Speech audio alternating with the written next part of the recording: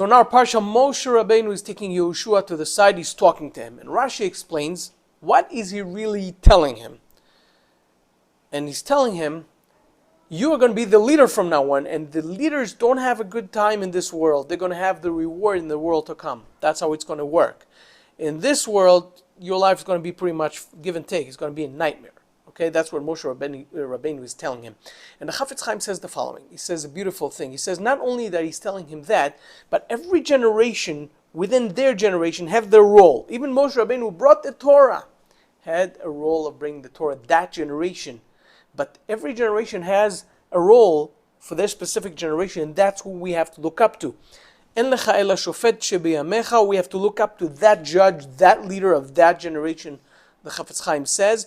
And your job, Yehoshua, is going to feel that you're not really fulfilling, you're not really doing everything, it's not really working sometimes, but it does. You're doing something and you're taking it forward, and in the history, in the scope of Am Yisrael, you're doing your job. And it reminds me something, when I was in Memphis, Tennessee, Rabbi Raphael Grossman, Zecher Tzaddik Livracha, told me the following.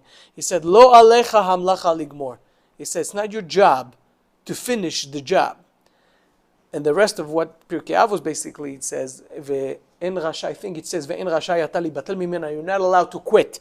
You have to do your part. You have to do your thing, even though it's small, even though it's not big, within your family, within your community, if you're a bigger type of a leader. It doesn't matter. You have to do what you have to do, and someone else will take it forward.